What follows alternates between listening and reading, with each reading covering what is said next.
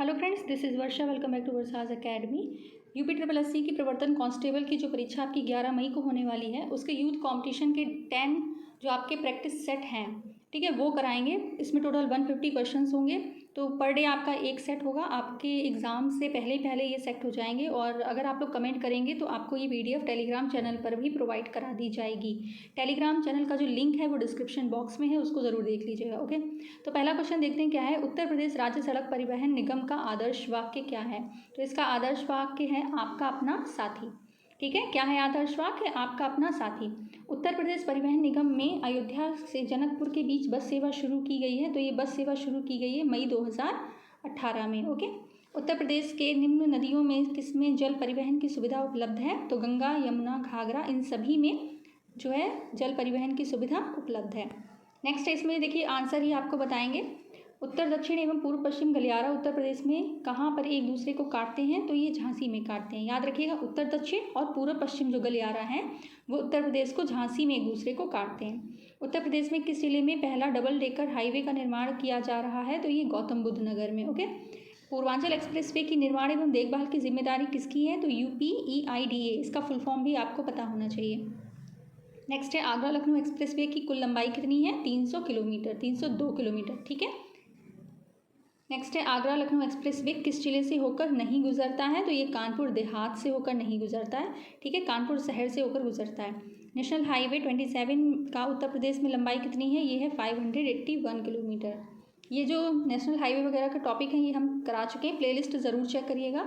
National highway 719 की लंबाई उत्तर प्रदेश में कितनी है? तो ये 25 किलोमीटर। राष्ट्रीय राजमार्ग 727 की लंबाई उत्तर प्रदेश में कितनी है? 29 किलोमीटर।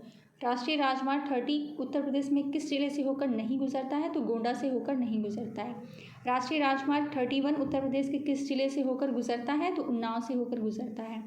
ठीक है, नेक्स्ट है, राष्ट्रीय राजमार्ग 135B की लंबाई उत्तर प्रदेश में कितनी है? तो ये है 10 किलोमीटर। नेक्स्ट है, 15 सार्वजनिक निर्माण विभाग के उत्तर प्रदेश में कितनी प्रकार की सड़कें आती हैं? तो 4 प्रकार की सड़कें आती हैं। 16 है, सार्वजनिक निर्माण विभाग की स्थापना ब्रिटिश भारत में पहली बार कब हुई? तो 1849 में हुई है। 17 है, किस पंचवर्षीय योजना के दौरान उत्तर प्रदेश रोडवेज का नाम बदलकर उत्तर प्रदेश सड़क परिवहन निगम कर दिया गया? तो ये चौथी पंचवर्षीय योजना। ठीक है, नेक्स्ट है, प्रभावी संचालन हेतु निगम को कितने क्षेत्रों में बांटा गया है? तो 20 क्षेत्रों में बांटा गया है। नेक्स्ट है, किसी दुर्घटना में यात्री के सामान्य रूप से घायल होने की दशा में इलाज के लिए कितनी धनराशि दी जाएगी? तो 10,000 रुपये जो धनराशि है वो दी जाएगी। ठीक है, 19 क्वेश्चन आपके हो गए हैं।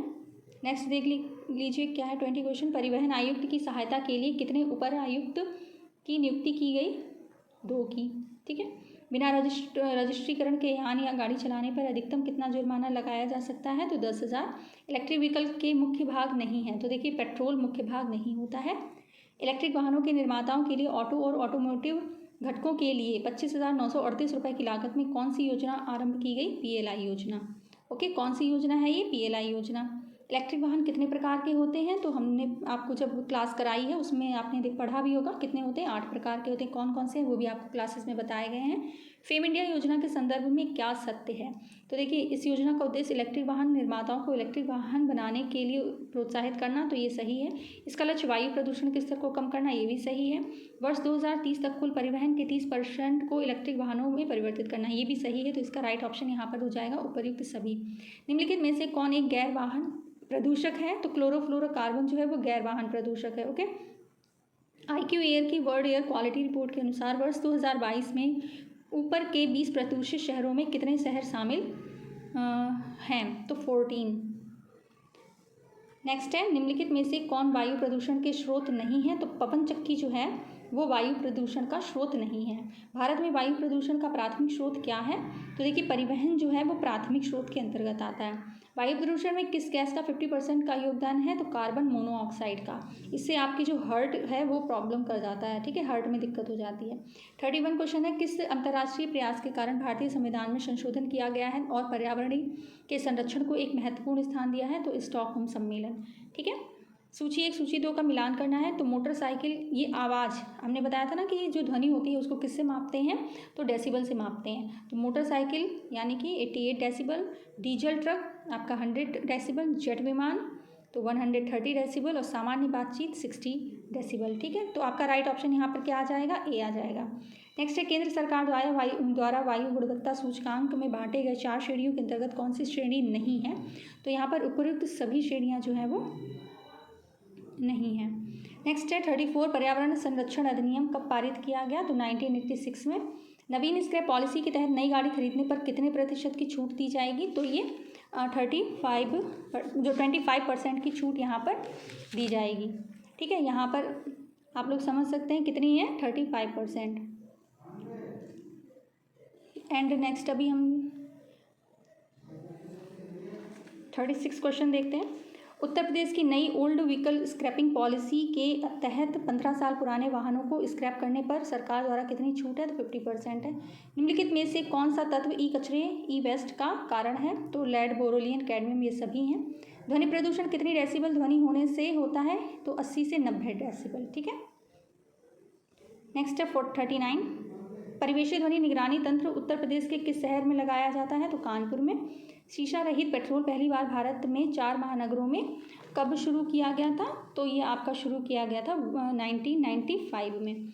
सड़क सुरक्षा से तात्पर्य क्या है। सड़क सुरक्षा से तात्पर्य है सड़क पर यातायात दुर्घटना से सुरक्षा करना। ठीक है, मोटर वाहन अधिनियम 2019 के अनुसार हेलमेट नहीं पहनने पर कितने रुपए का जुर्माना होगा। तो अगर आप हेलमेट नहीं पहनेंगे तो 1000 रुपये। ठीक है, और यहीं पर अगर बात की जाए मोटर वाहन अधिनियम 1988 की, तो हेलमेट नहीं पहनने पर 100 रुपये के जुर्माने का प्रावधान था। ठीक है, ये पहले की बात हो रही है। ब्रासीलिया घोषणा क्या है। ब्रासीलिया घोषणा सड़क सुरक्षा से संबंधित है। ठीक है, याद रखिएगा।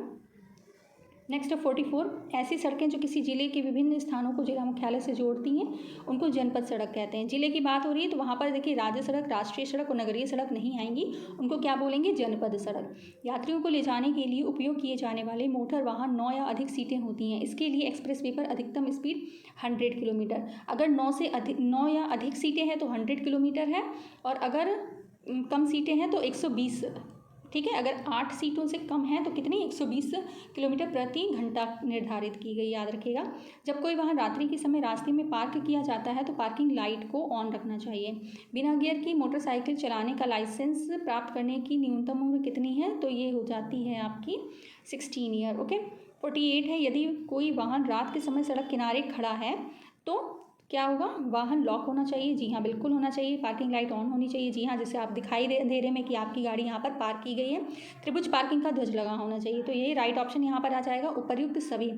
ठीक है, देन आपका आंसर है 49, हरे रंग या का नंबर प्लेट किस प्रकार के वाहन पर लगे होते हैं। तो ये इलेक्ट्रिक वाहन पर। शराब पीकर कब ड्राइव किया जा सकता है। तो किसी भी परिस्थिति में आप शराब पीकर ड्राइव नहीं कर सकते हैं। नेक्स्ट है 51, शिक्षार्थी लाइसेंस पर गाड़ी चलाते समय शिक्षार्थी को क्या करना चाहिए। कोई भी एक जो पूर्ण लाइसेंस धारक है व्यक्ति, उसके साथ रहकर ड्राइव करना चाहिए। ठीक है, ऐसा नहीं कि शिक्षार्थी हैं, आपके पास शिक्षार्थी लाइसेंस है तो आप अकेले ही ड्राइव करें। थर्ड पार्टी इंश्योरेंस से किसे सुरक्षा मिलती है। तो अन्य दूसरा व्यक्ति जिसका नुकसान हुआ है उसको थर्ड पार्टी इंश्योरेंस से सुरक्षा मिलती है। ओके, 53 है, पुलिस द्वारा गुड सैमरिटन एक व्यक्ति के साथ व्यवहार। ये सारे क्वेश्चंस आपको हमने जो सेट्स करा रहे हैं, क्वेश्चंस करा रहे हैं, उनमें कराए गए हैं। तो सम्मानपूर्वक कैसा व्यवहार करना चाहिए, सम्मानपूर्वक किया जाए। ठीक है, गुड सैमरिटन कौन है, जो व्यक्ति घायल हो गया है उसको जो बचाने आता है व्यक्ति, वो गुड सैमरिटन होता है। याद रखिएगा। ठीक है, जब एक प्रमुख सड़क तथा एक छोटे मार्ग एक दूसरे को काटते हैं तो प्राथमिकता प्राप्त है प्रमुख सड़क वाले यातायात को। वाहन को रोकने का सुरक्षित तरीका क्या है, पहले ब्रेक फिर क्लच दबाएं। ठीक है, तो ये आप यहाँ पर समझ गए। भारत में प्रतिवर्ष सड़क दुर्घटना में लगभग कितने लोग घायल होते हैं। तो यहाँ पर देखिए कितने लोग घायल होते हैं, 5 लाख लोग। एक बहुत बड़ी संख्या है यहाँ पर। वर्ष 2020 में स्वीडन में आयोजित सड़क सुरक्षा पर तृतीय उच्च स्तरीय वैश्विक सम्मेलन का लक्ष्य कितना है। तो इसका जो लक्ष्य है वो है 2030 तक सड़क दुर्घटना मृत्यु की स्थिति 2030 तक 0 करना है। याद रखिएगा। ठीक है, अब देखते हैं 58, निम्न में सही कथन चूज़ करना है। तो शराब गाड़ी चलाने की क्षमता बढ़ाती है। भाई शराब कैसे बढ़ा देगी गाड़ी बनाने की क्षमता, तो ये गलत हो गया।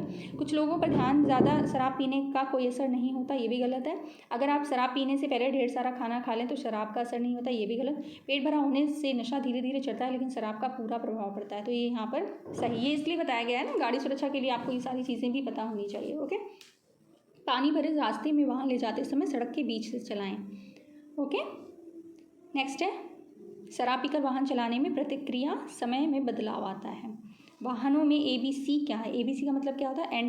एंटी लॉक ब्रेकिंग सिस्टम, ठीक है। ABC का मतलब एंटी लॉक ब्रेकिंग सिस्टम है। नेक्स्ट है बुद्धिमान परिवहन प्रणाली में AI से क्या फ़ायदा है? इससे AI से क्या फ़ायदा होता है कि पर्यावरण प्रदूषण पर अंकुश लगाना। बी वाला इसका सही है, ठीक है। नेक्स्ट है high security registration plate HSRP।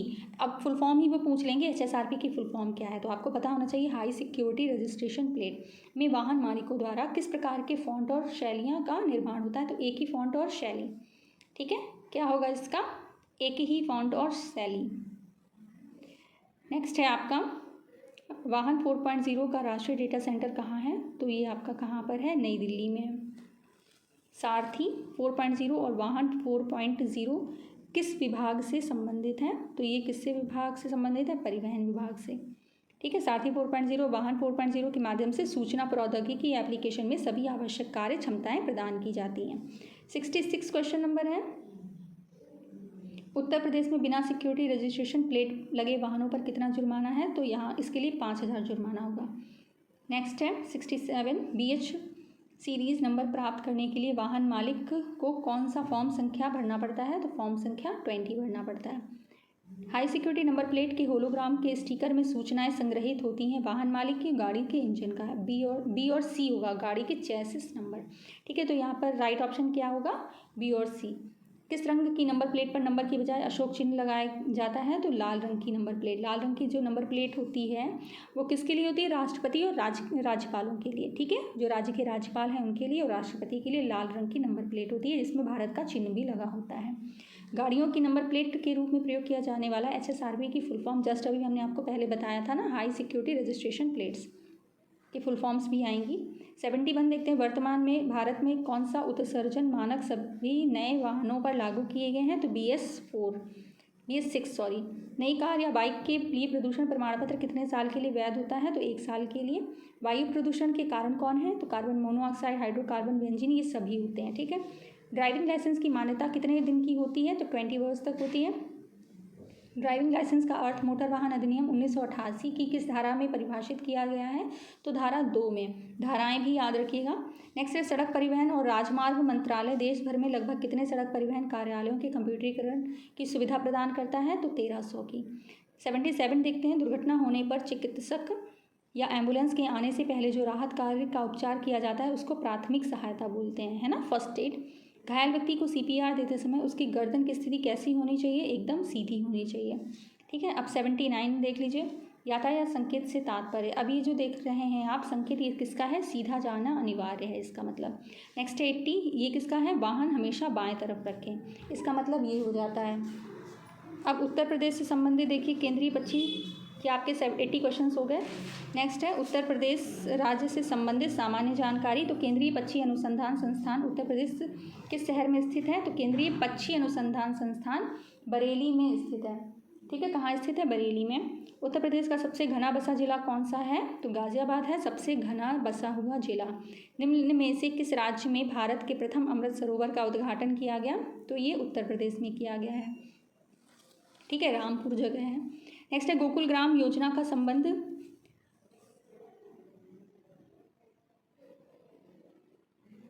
Gokul ग्राम में योजना का संबंध उत्तर प्रदेश में है। उत्तर प्रदेश के लोकायुक्त निम्नलिखित में से किसे अपना त्यागपत्र संबोधित करेंगे?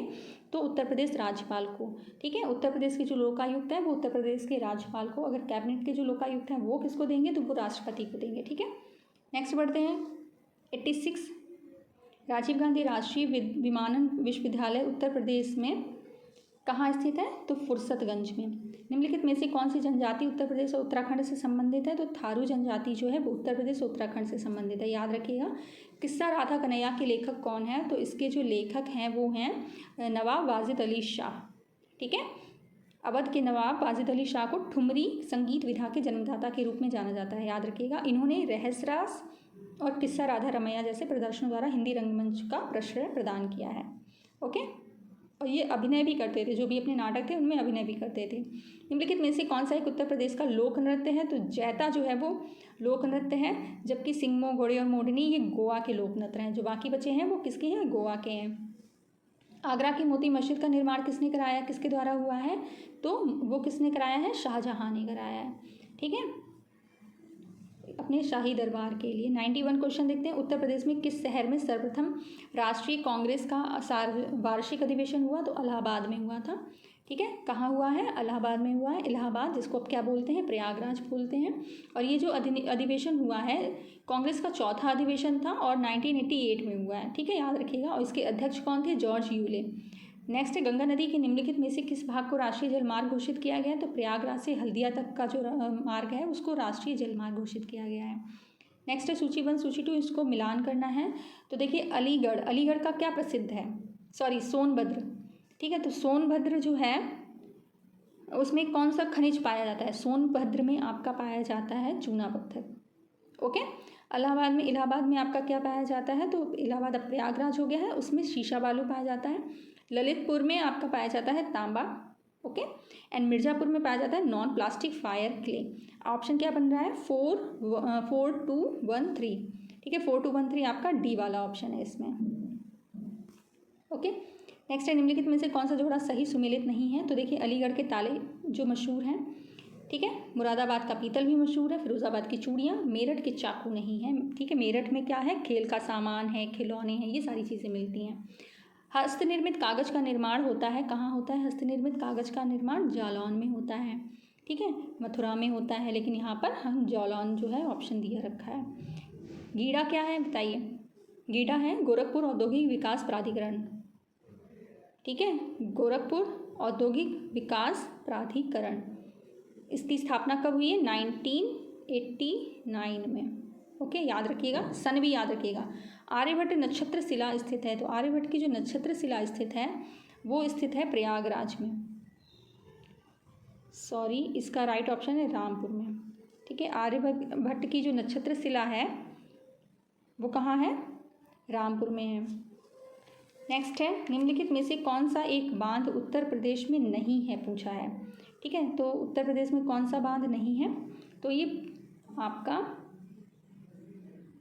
बदुआ बांध जो है वो उत्तर प्रदेश में नहीं है। निम्नलिखित में से किस फसल के उत्पादन में उत्तर प्रदेश में प्रथम स्थान पर नहीं है? तो चावल में नहीं है।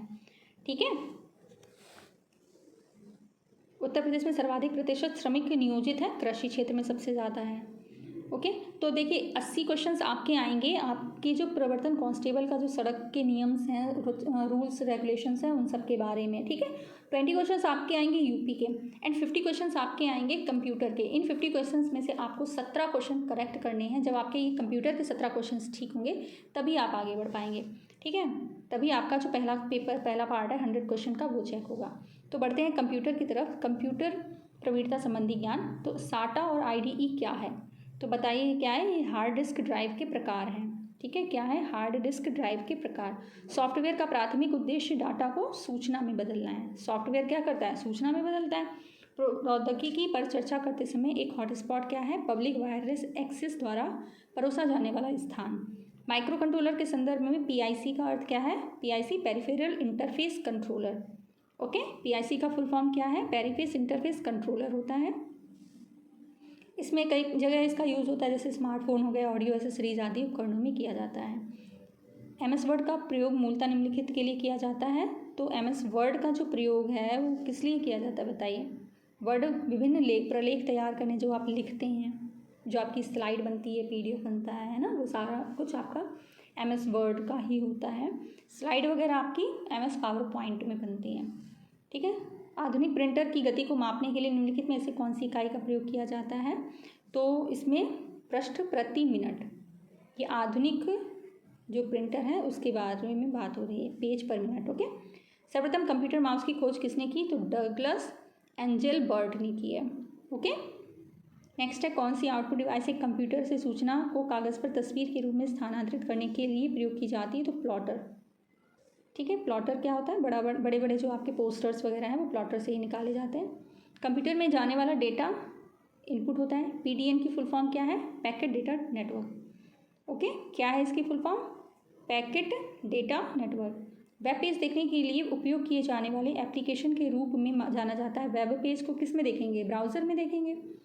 यह कंप्यूटर व्यवस्था जो देशों को जोड़ती है तथा विभिन्न देशों में सूचना संकलित कर सैटेलाइट द्वारा विश्व में पहुंचती है, उसको क्या बोलते हैं? इंटरनेट कहते हैं, है ना।